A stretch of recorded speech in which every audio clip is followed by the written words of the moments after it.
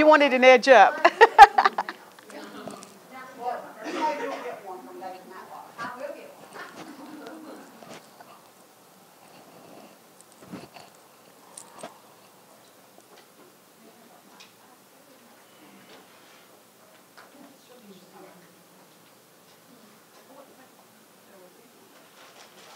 When you're ready, Bob.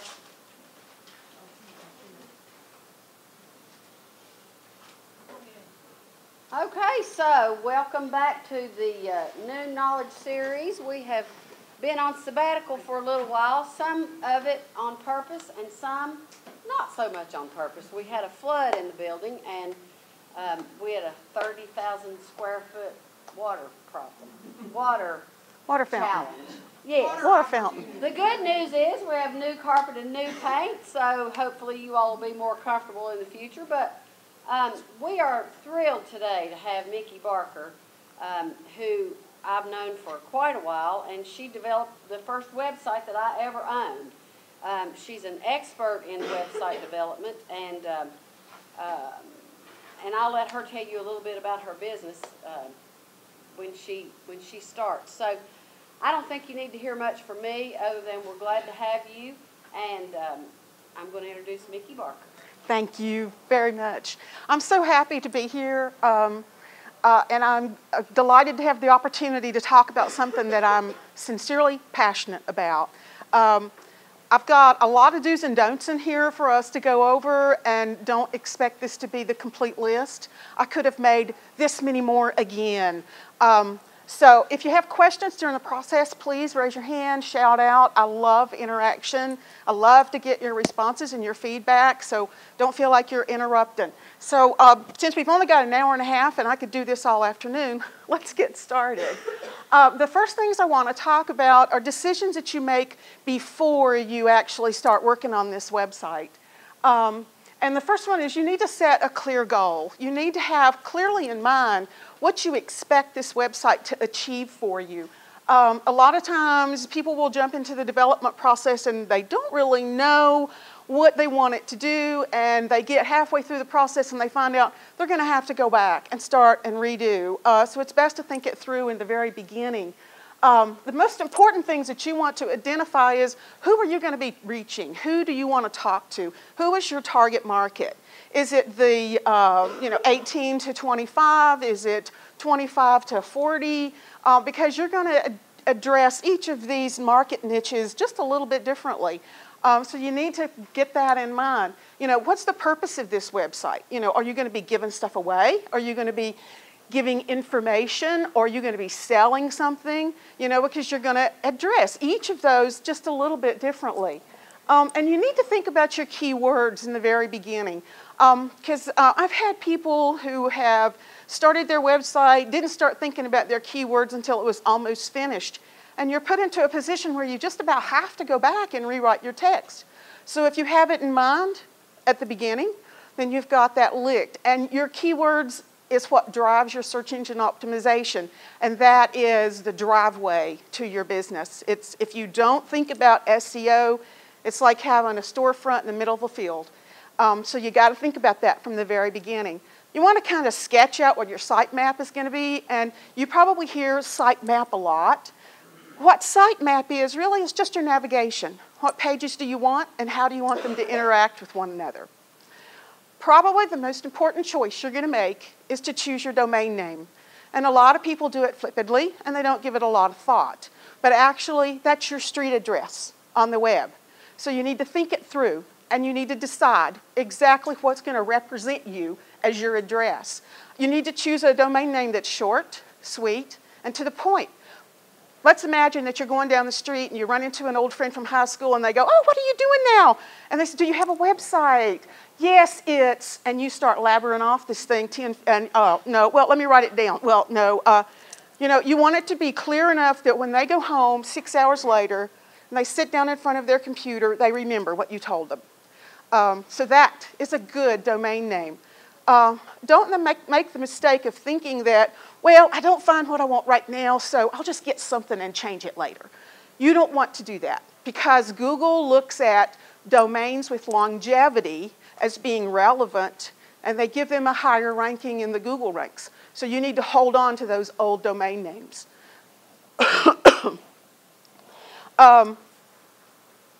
Choose a domain that's not confusing, and I kind of addressed on that. You don't want things that can be misspelled. You don't want things that may be embarrassing. But the most important thing I'm going to tell you right here is never, ever allow someone else to register your domain name for you. I can't tell you how important that is. There are so many web developers that say, oh, well, I'll register that for you. They register it to themselves on their account, and they can hold you hostage, literally. I've seen it happen. You know, having someone else register your domain is like having someone else register your car in their name. You would never do that. You know, this is the lifeline of your business. You need to control it at all times. And I have seen people make this mistake. You want to choose the right hosting service. Your hosting should be, you don't really need to get the biggest package with the most speed, and that's definitely what they'll try to sell you.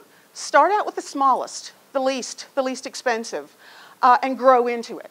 Because hosting providers are delighted to upgrade you at any time. Does everybody know what a host is? We do, but would you name off like the top 5 hosting companies? Google, GoDaddy, GoDaddy, GoDaddy, GoDaddy. That's who I use. You know, that's who I use for all my services.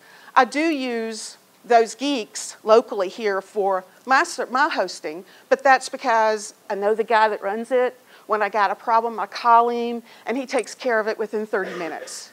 You know, nothing beats local, you know. But if you're not in a position to go local, go with GoDaddy. GoDaddy's the big boy on the block. You know, they've got a lot at stake. They're not going anywhere. You know, I've seen a lot come, I've seen a lot go. GoDaddy's still here. Excuse me. Don't buy the cheapest, buy support. Because good support is worth more than that few dollars that you're going to save. And that's why I like GoDaddy so much, because their customer support is superlative. That's where I host all my domains. Where I register all my domains. And if you ever have a problem of any kind, they will knock themselves out to help you. They have live chat, they have phone call, or email. So they've got 3 ways of reaching them, and it's 24/7. You know, oftentimes I'll be working on a website at 1 o'clock in the morning. You know, if I got a problem at 1 o'clock in the morning, I want somebody to talk to me. A lot of these cheap hosting services don't have any kind of contact. If there's a hosting service you really want to use, test them out. Go to their website, send a question to their technical support, see how long it takes them to answer you. If it takes more than 24 hours, go somewhere else, because you don't have time to wait on them. This is the lifeline to your business. If your website is down for an extended period of time, it could possibly damage or destroy your business. So you can't afford to take cheap hosting in lieu of good technical support. Steal from your competitors. And maybe steal is a strong word. Lynn and I have talked about this. You know, don't reinvent the wheel. Go look and see what other people who are doing the same thing you're doing, see how they're presenting themselves. You know, steal good ideas from them. See what they're doing well. Also look and see what they're doing bad, so you don't do that. You know, but you want to do what they're doing good. If you like the look or feel of a website, use that as a barometer. Say, oh, I would like this, and you know, you don't have to, I would never imitate it in its entirety, but I will take good bits and pieces. When I start working on a site for somebody, I tell them, find me 3 or 4 websites you really, really like. And then point out to me what on this one you like and what on this one you like. And we'll take those bits and pieces and put them together and make something that you're in love with. Because the website that's out there with your name on it, you should love. You should never have to somebody say, do you have a website? Yeah, but. You should never have to say that. You should say it with enthusiasm. Yes, because it represents you and it represents your business. Don't expect your visitors to come. I remember several years ago there was this ad on TV about these guys that was selling something online, and their website went live, and it went bing, bing, bing, bing, bing, bing, bing, and they had all these sales. It don't happen that way. You know, if you build it, they will not come. It simply is not that easy. What you're going to have to do is you have got to be willing to dedicate yourself to the success of this website to the same extent that you would to a brick and mortar store. If you don't commit yourself to it daily, it will fail. So if you're not in that position, then you just may as well go on now, you know, because this requires time and commitment. You know, if you're not willing to do that, then you need to find something else. And maybe that's blunt, but it's a fact. You know, you want to go in it to succeed. Now, the new buzzword is responsive. You hear it all the time. And the definition of responsive is when the information on a page will reposition itself to fit the size of the screen it's being shown on. That's a laptop, a tablet, or a phone. And that doesn't mean it will resize it and shrink it down smaller. That means it takes the same information in the same size and it repositions it so that it's well represented. January 1st of 2015, Google mandated that all websites that had a positive ranking had to be responsive. Because right now, Google is most important goal to Google is that their visitors have a positive experience.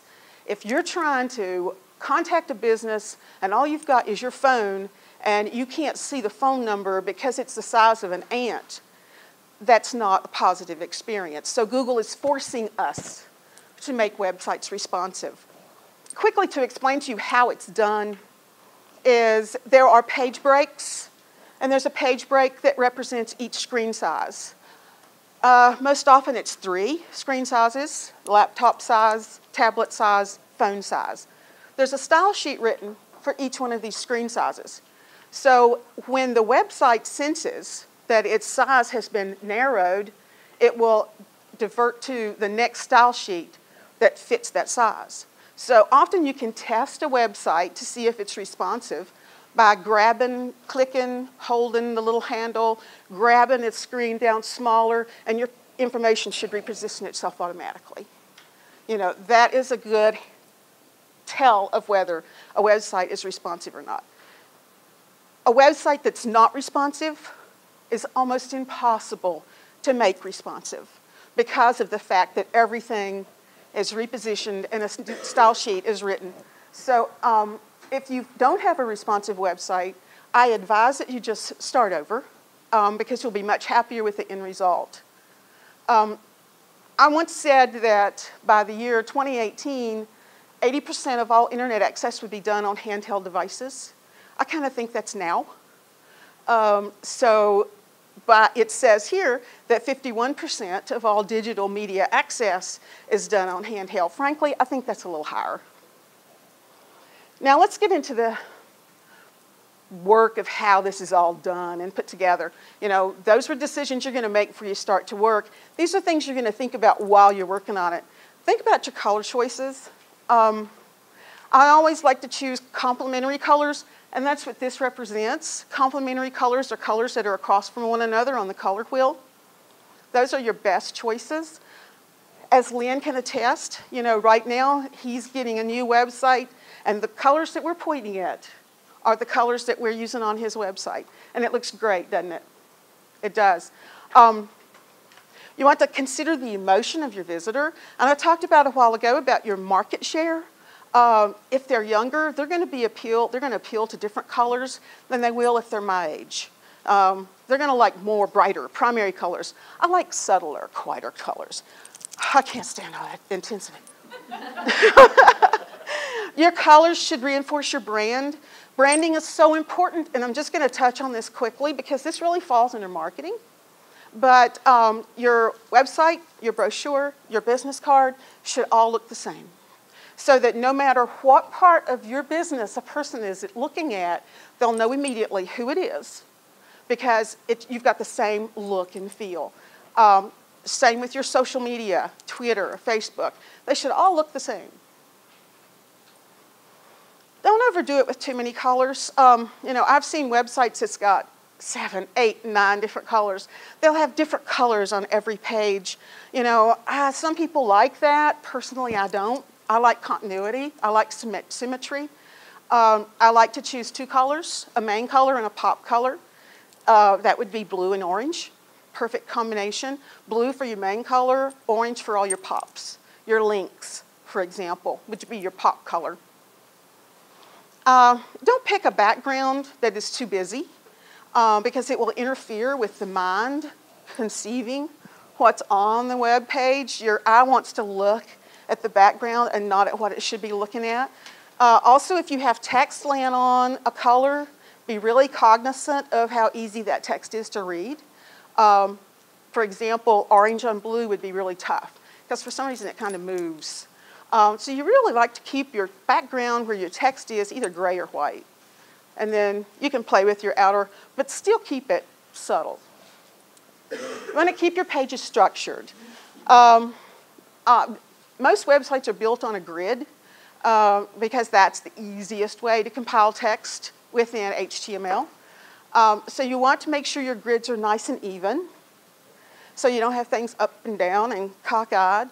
And you want to make sure that your information is set out so that it's in like groups. You want to make sure that you don't make the mind's eye too confused. You know, the eye kind of has a mind of its own, and it will kind of follow patterns. And if you properly design a layout of a website, you can control where your visitor looks. You can drive them by arrows, by linear lines.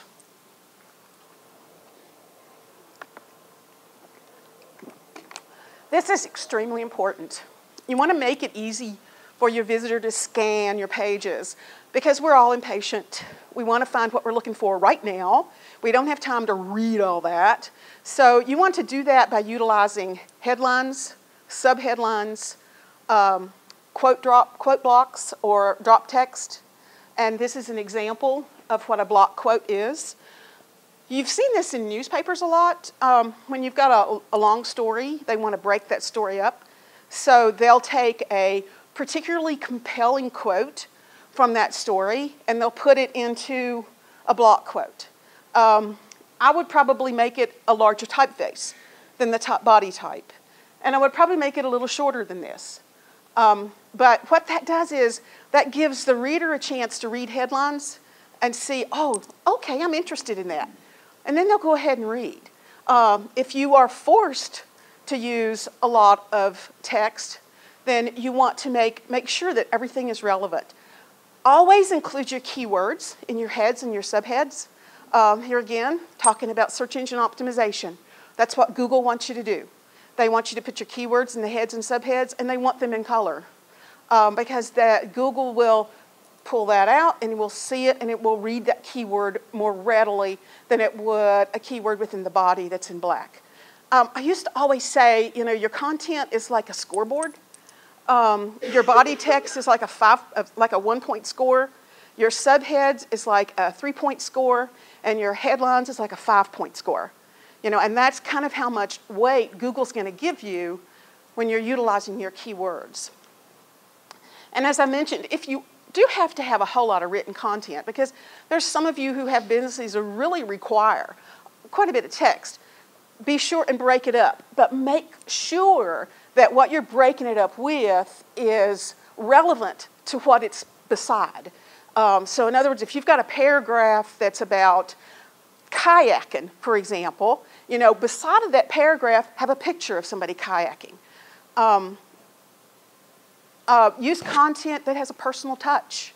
You know, I've looked at so many websites and you'd think, my God, you know, there must just be a computer behind this. There can't be anybody there. You know, knock, knock, is anybody home? You know, make it apparent immediately, you know, that you're there. You're a person and you have passion about why you put this website together. You didn't spend this money for nothing.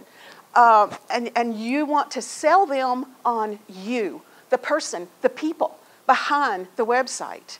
And you want to try to use images that have people in them. Like I said, if you've got a paragraph about kayaking, don't have just a kayak laying on the side of the river. Have a kayak with somebody in it smiling, because that just draws a person's eye so much quicker than if just an empty old kayak sitting there. They're going to think, oh my God, did they drown? You don't want them to do that. Don't write your text too cold or too clinical.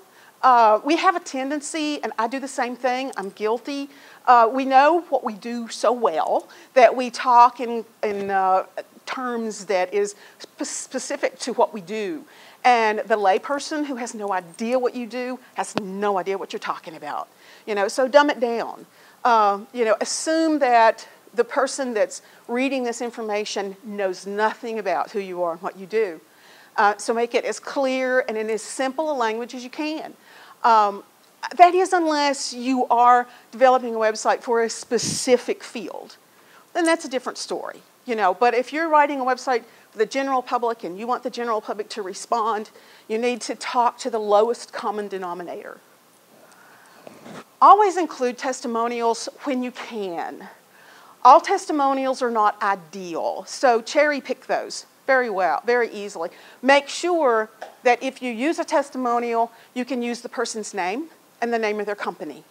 And ask the customers if they would mind, if you have that testimonial on your website, if a potential client calls them, would they mind? Ideally they'd say, no, I'd be glad to, because they're going to say wonderful things. You're going to know who not to ask a testimonial from. Be smart. Don't fake testimonials to fill in spaces. Those are so easy to see through. You may think it's really clever, but it's not. If a client is willing to give you a testimonial, but they say, oh, please don't use my name, don't use it. Don't use it, because that just makes it look fake. I say here, don't add Twitter or Facebook. And I know people are going, what? That's not right, that's wrong. No, you should add Twitter and Facebook, but you want to make sure that it's live, that you're doing something with it. So you want to start your Twitter and your Facebook months, maybe a year, before you actually start your website, or at least before you put it on your website. Because you want to be in a position to commit to your fans that you're going to give them information on a regular basis. And I had a client of mine come to me and he said, I looked you up on Facebook and you hadn't posted anything in about a year. That's right, I'm guilty. You don't want anybody to say that to you. So when you do put that Twitter and Facebook logo on your website, make sure that it's something that you're proud to represent you, like Outdoor Vital. Hers is phenomenal, for sure. She has got a great Facebook page. You want to always have call to action on your website. And for those of you that are in sales, that's asking for the sale. You want to ask for the sale. You want to have a CTA. But you want to be really careful about the language that you use. You want to make sure the language you use is compelling. You got a question? No? I thought you were going to. Free will attract people's attention immediately. Did you see the word free first? Probably, because free just draws you in. Contact us today, exclamation mark. Learn more. These are all things that will drive people to click on through your website. Make sure that these call to action links or buttons are immediately visible. You want them at the top. You want them high on your sidebar. Don't ever promise that you're going to do something and not deliver. Nothing can kill a business faster than when you get the reputation that says that, well, she doesn't follow through. It'll take months for her to get to you. Don't do that. If you promise that you're going to give something phenomenal away on your website, be prepared to do it. Or don't put it there. So follow through on what you say. The sad thing about it is, if you say something to somebody and it garners a negative feeling, they're going to be so much quicker to talk to other people about that negative feeling than they are a positive feeling. So make sure that you follow through on what you say, and make sure that you, and this is another lunch special, is customer service.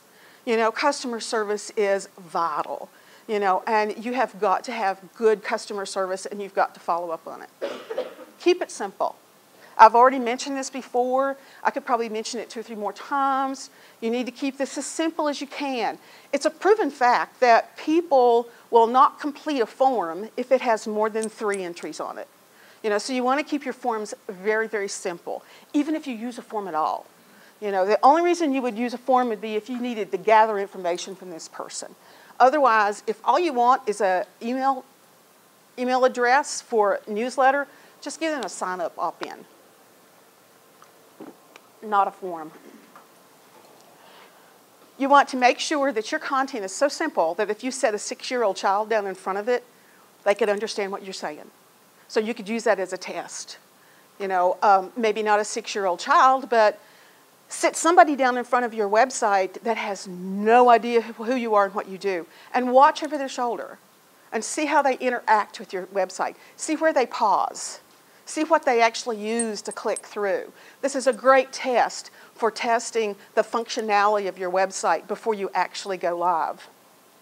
You hear keep it above the fold or keep it above the top fold. This is a buzzword that you hear a lot.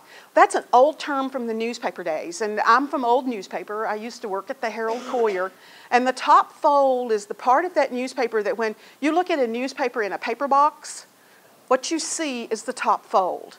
On a website, what the top fold is that's what you see as soon as the website immediately loads without scrolling.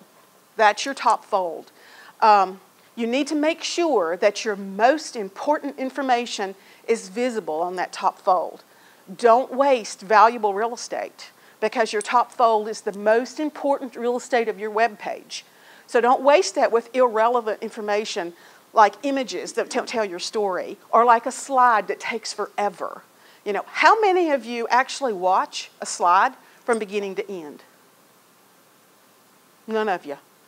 So don't waste that valuable real estate on a slide, unless it's a small slide that's within the content that illustrates what's going on within the text. Use simple navigation. Gosh, how many times have you been to a website and it's like the top was taken up with all these menu items and you're going, oh my Lord, none of these apply to me. Where do I go now? Keep it simple. Boil it down.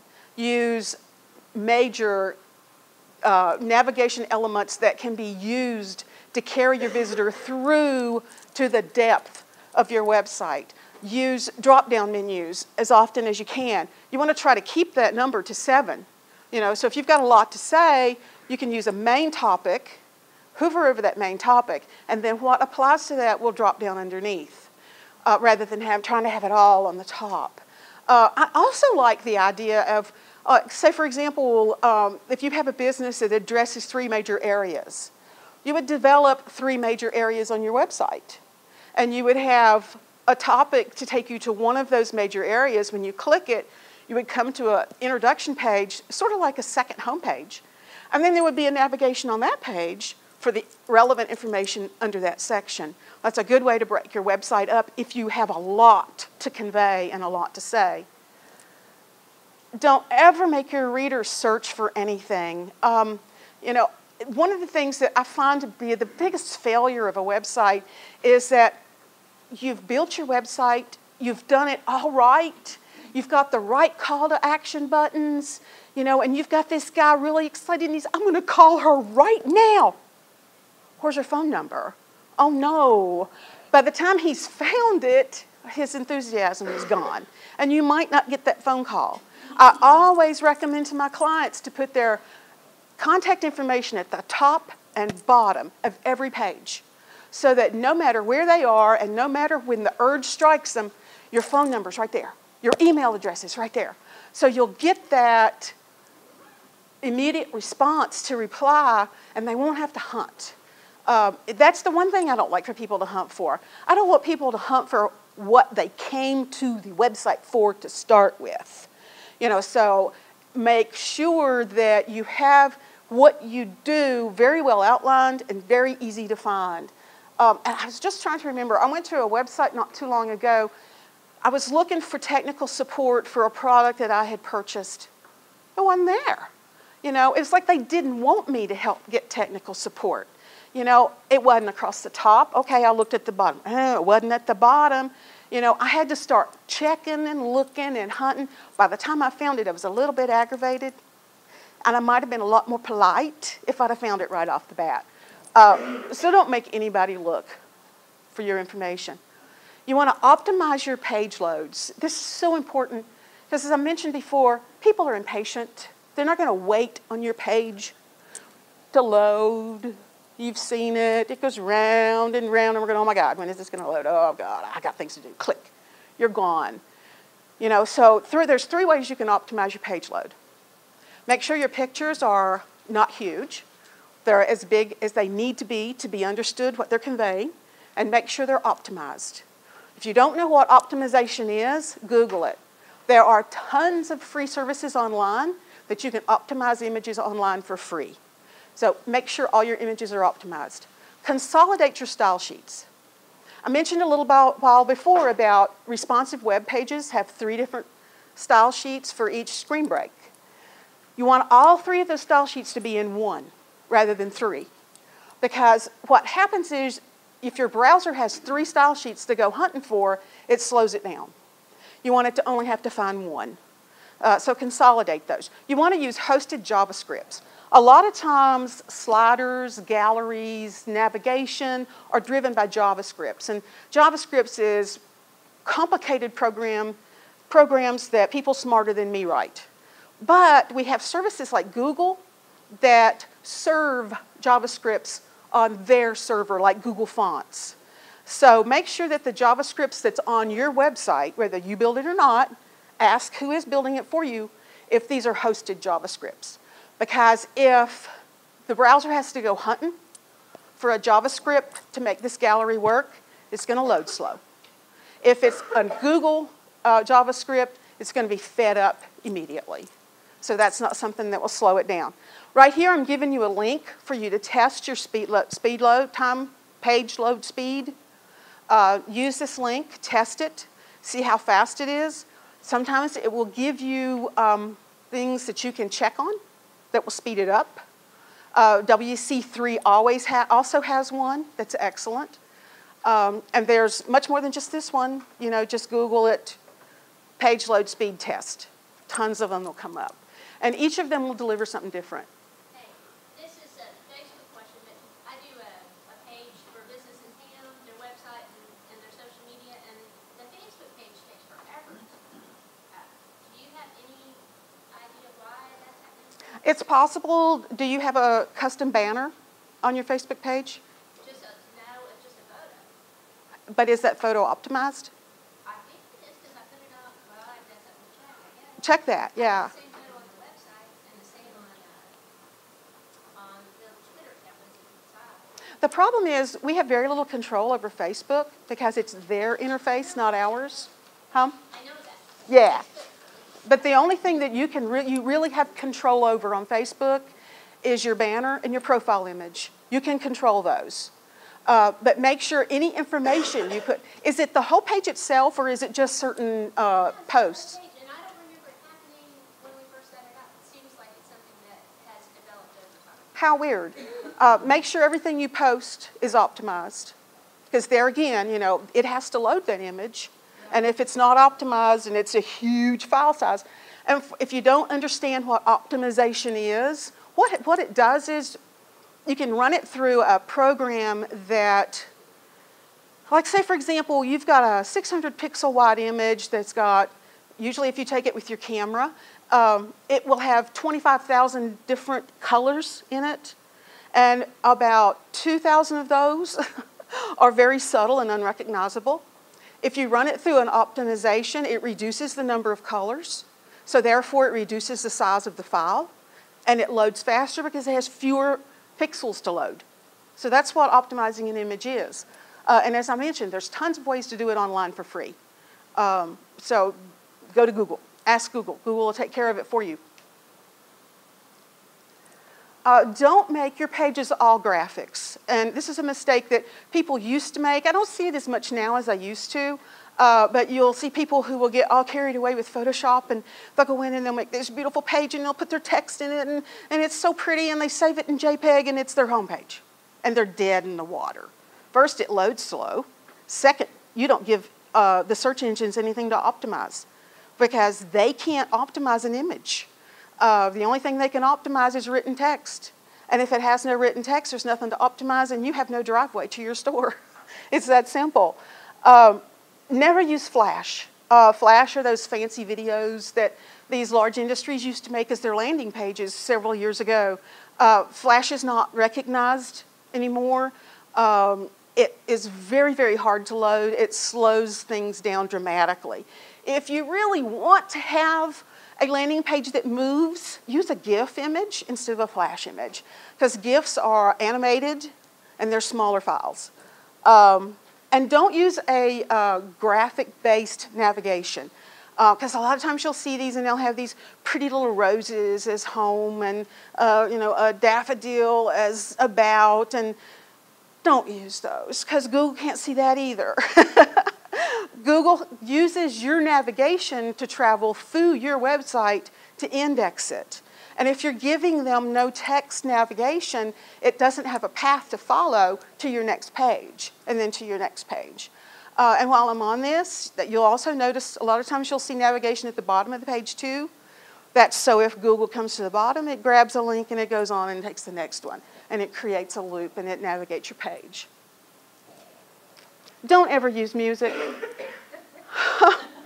Oh my gosh. I can remember I was building a website for a show truck one time, and I was researching to find images for this show truck. And it was like 1 o'clock in the morning, and I was looking at this thing, and I went on this website, and all of a sudden this motorcycle exhaust hit me in the face, and I almost fell out of my chair. It freaked me out, so I just went to bed. But don't put music on there. If you have to have music on your website, give your visitor a way of turning it on and off and up and down, and point to them and say, if you'd like to hear my music, click here. So they are making that choice to be invaded by your sound. Really, it's so true. A woman that knows what I'm talking about right here. Really, choose the right fonts. People get so excited over fonts, and they use 10,000 zillion fonts, and that also slows down your web page load, and it also sends Google into a tailspin. So don't do it. What I usually do when I'm building a website is I'll use a serif, a sans serif, and maybe a display. And serif is the type that's got little feet, and the sans serifs are the ones that don't. So you've got like Times Roman and Arial. And usually I will use the sans serif in my body text because it's easy to read. And I'll use my serif in my heads, just for variety. Maybe if I'm doing something real girly, I'll use a script or something to, give it a little bit of punch. But usually a serif and a sans serif is all I use. Keep it simple. Nikki, we got a question from one of our folks on live stream. They want to know what web design software do you use? Dreamweaver and WordPress. Any other questions? Let me know. Use Google Fonts if you can, if you understand them. What Google Fonts is, you remember a while ago when I mentioned about Google hosting JavaScripts? Google hosts fonts as well. The benefit of using a Google font is that it's delivered online. It's pulled from Google. And it gives you a huge variety of fonts to choose from. I must be getting hot.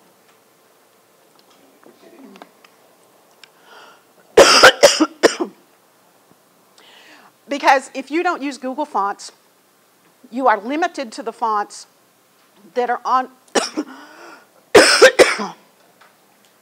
on the computer that's looking at your website. Those are the fonts that come with your website. If you're using a font that's not on your visitor's website, it's going to serve up Courier.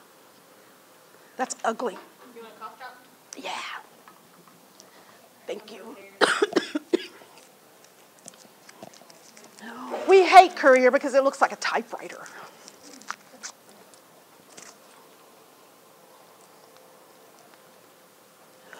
Jeez. You want to make your pages visually appealing. And by doing that, you want to use, like we've talked about, heads and subheads that are in a pretty color. Use your keywords, breaks your text up.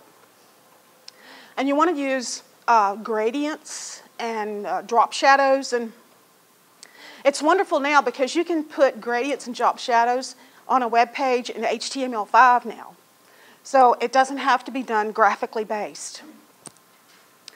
If you're coding and you would like to know how to do it, WC3, go there. It will give you the exact code. You can control what color it is. You can control which side it's on. And it's beautiful. I'm sure you've been to websites, and I use this on yours, where it looks like the type has a white outline, just very faintly, and it kind of stands out or drops in. That's a drop shadow. You want to use images and graphics as often as you can. Never have a page that just has text on it. Nobody's going to stop and look at it. And I have right here a great resource. This is photodune.com. This is a service that I use. Their images start at $1. So every image on Photodune starts at $1 because that's the small one. It's probably the one you're going to want on your web page.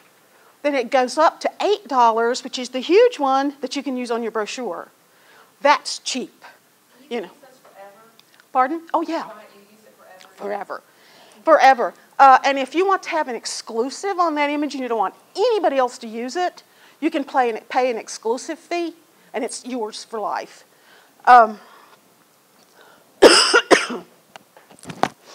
Photodune also has a section on their website called Graphonites, where you can get vector images, drawn images. There again, they start at $1. They go a little higher than pictures, but they start at $1. You know, this is a great value. You know, you can't beat this. And I mentioned a while ago about trying your best to always use a photo that has a person in it.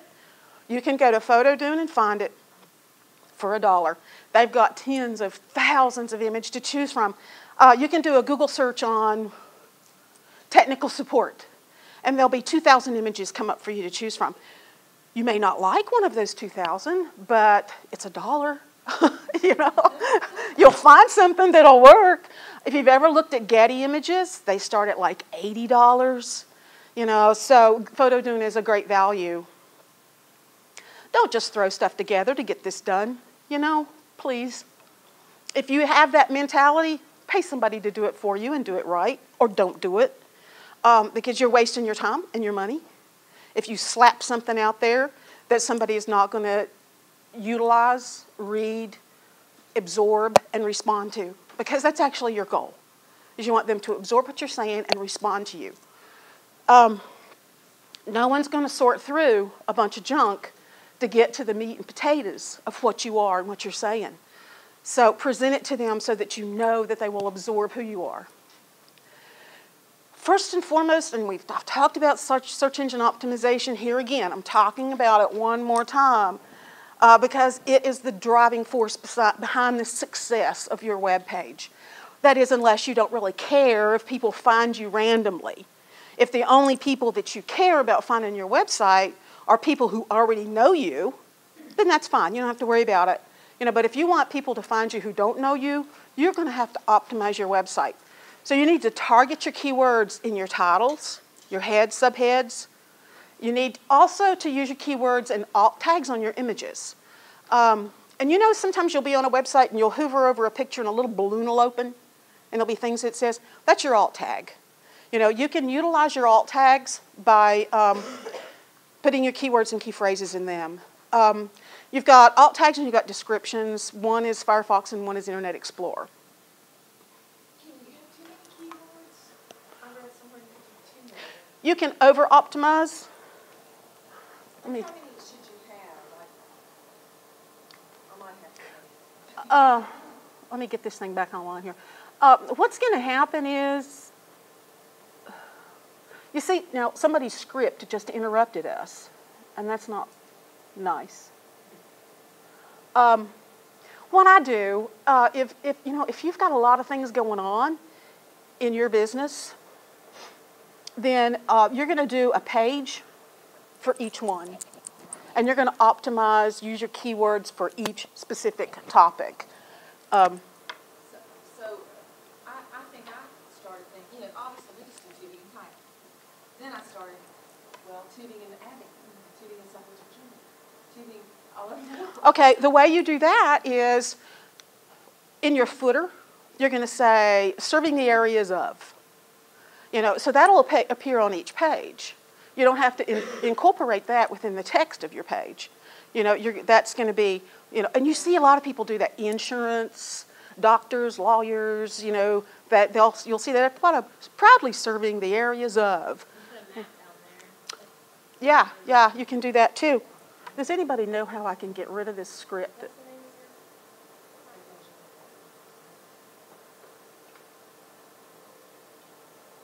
Now, I'll tell you what's happening right here, if this ever happens to you. Something on my computer, probably, and this happens a lot on Facebook, you'll see this really enticing picture and you'll click it and you'll have to click through 10,000 things to see, I hate it, it drives me crazy. And they've got all these ads going crazy. Each one of those ads are in a different script. And not all those scripts are right, not all of them are current. And let's hope it stays this time. All right.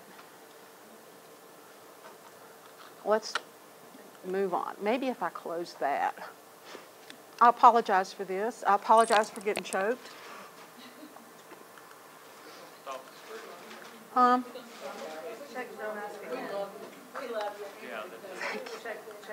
did stop script first. That's usually the one I do. Let's kill the mail too. Let's go to...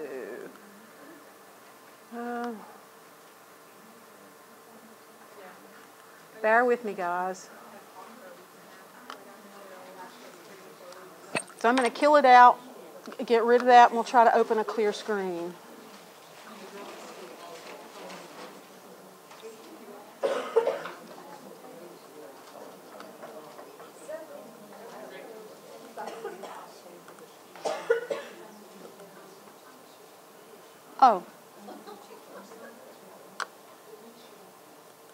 Oh, heavens. Anybody got their sheet that I can borrow? And I will just go from here. Thank you. I apologize. Technical difficulties. Oh, don't just throw stuff together. Optimize your site for search engines. Yeah, we were talking about that. And I think, Lena and I have talked about this. So you've got service, you've got support, you've got, you will have a service page, and that page will have a keyword, a group of keywords. You can use up to 3 as a good practice. Any more than 3 is not. How many of you use WordPress? There is a tool in WordPress called SEO Presser. It's a plugin. It will give you a checklist so that as you meet a search engine requirement, it will give you a green check. SEO Presser, P-R-E-S-S-E-R. It's an excellent tool. Lynn's used it. It's great. Jennifer's used it. It's amazing. As a matter of fact, Jennifer has got a great ranking just using that. But it will allow you to optimize up to three key phrases per word. You want a 5% density of that key phrase, and you want your page optimized up to 80%.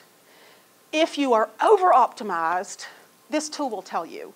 But you're going to know if you're over-optimized because when you read it, your keyword's going to go keyword, keyword, keyword, keyword, keyword, keyword. You know if you go over 5% of the total number of words on the page, you've gone overboard. Google don't like it. One thing, too, that I noticed, though, with using that is for Air Business, it actually ranks above the main, like, we're just a wholesale distributor, so in our website, it ranks above the manufacturer's website. People call us thinking we are the manufacturer, which sometimes it's a pain in the butt because they're calling from California and we can't service them in California. But if you have the opportunity to service all over, I mean, wow, just imagine, you're getting people from all over. Well, as soon as they make that search, you're the first person that pops up. And she hasn't paid anybody to do that. She's done it herself by using SEO Presser.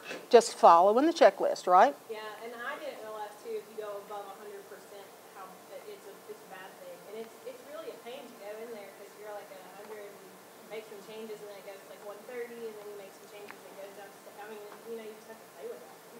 Yeah, because every time you refresh, it will look at re-examine the page, and it will tell you what your percentage of optimization is and what your saturation is.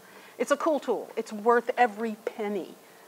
I was hoping you'd talk longer so I could get this up. And I'm almost finished. We've only got a couple left.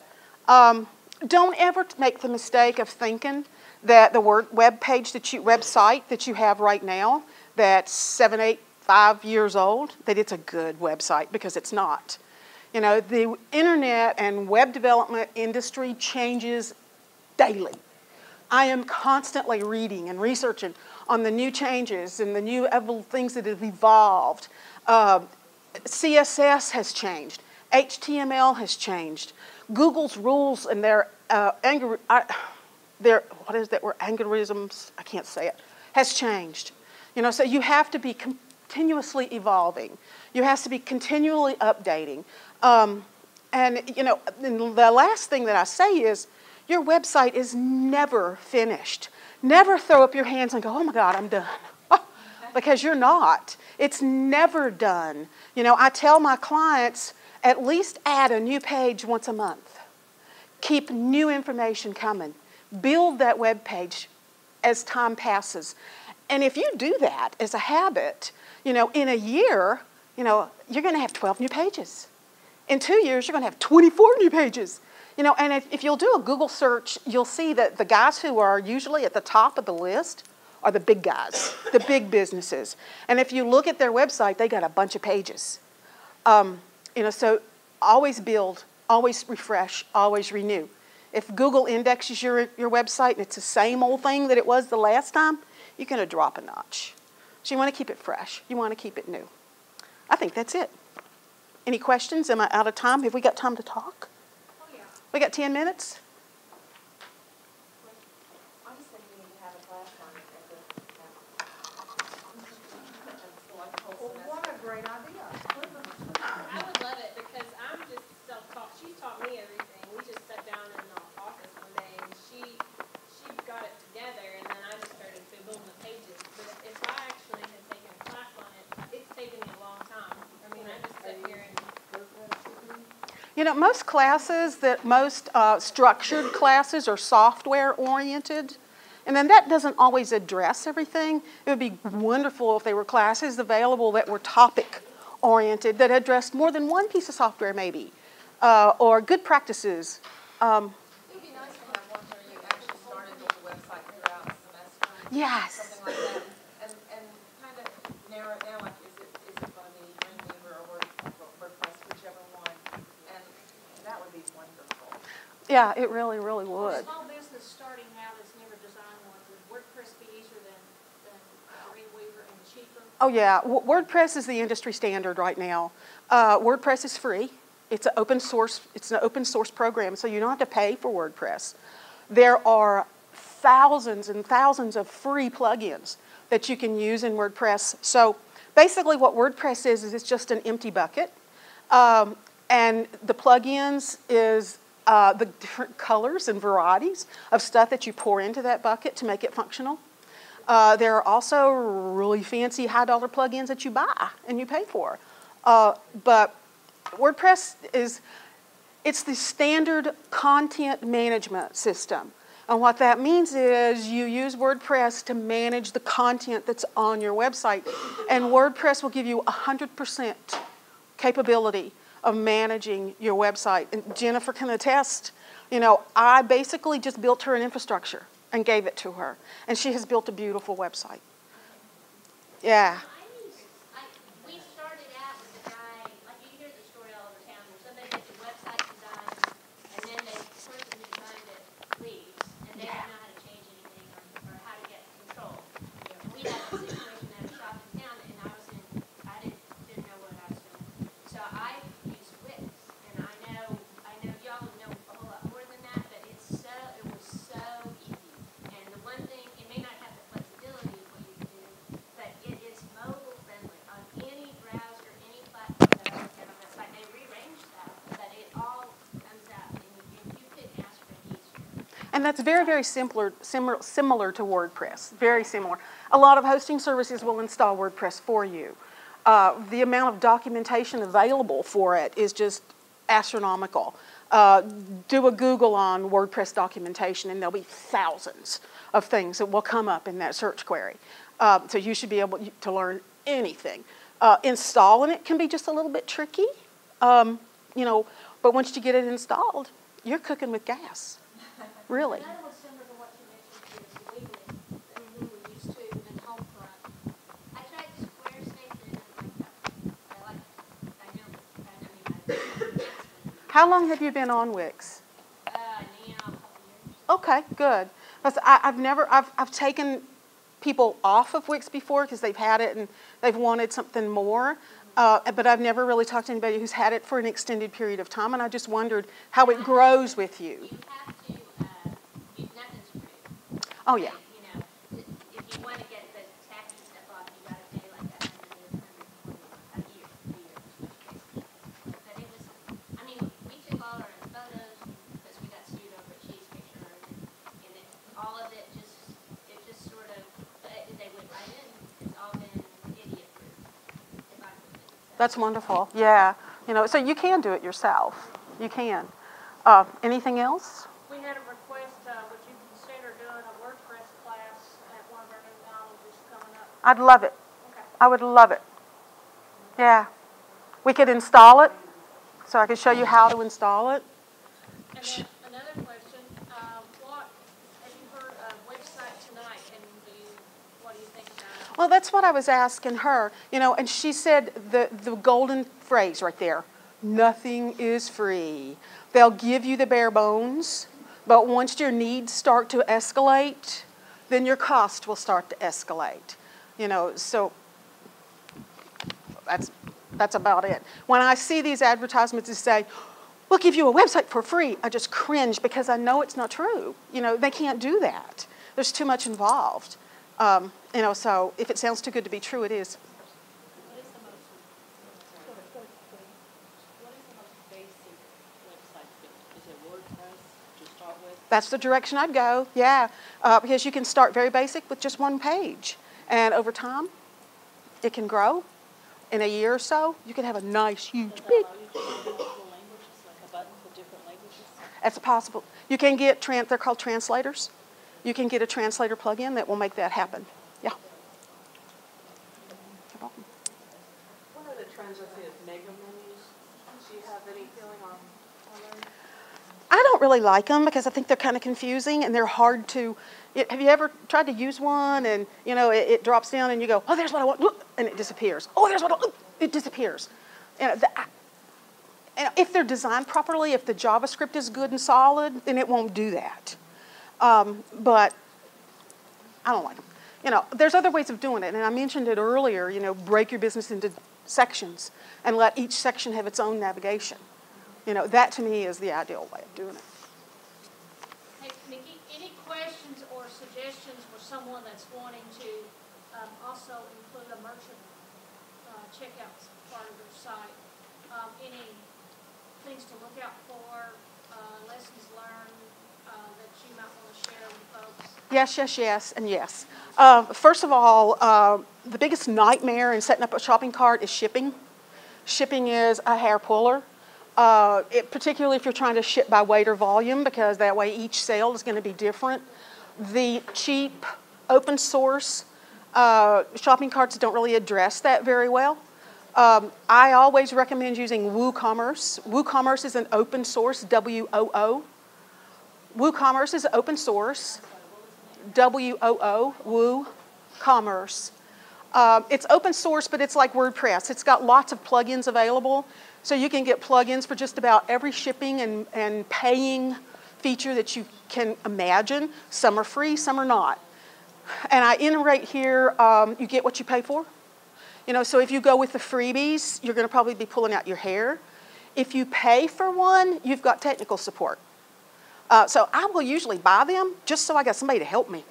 Because you're going to always, no matter how long you've been doing this, you're going to always run into something that confuses you. I always recommend to people, when possible, write your shipping into your price so that you can upfront say, free shipping. And I go, oh, that's wonderful, I'll buy 2. for real. So always try to do that. The next one is your checkout process. A lot of people go in thinking, oh, I'm going to just process credit cards. That's the easiest. Well, it really isn't, because you've got to set up a merchant's account at your bank. You have to pay a monthly fee, and you have to pay a percentage per transaction. I usually recommend to people start with PayPal. PayPal's simple.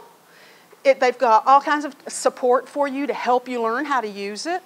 They are going to be here a long time because they're like GoDaddy. They've been around a long time. And if you get to the point that you're turning over so much revenue that your percentage per transaction with PayPal is debilitating, then look at going to a credit card. But you want to be making a lot of money before you make that change.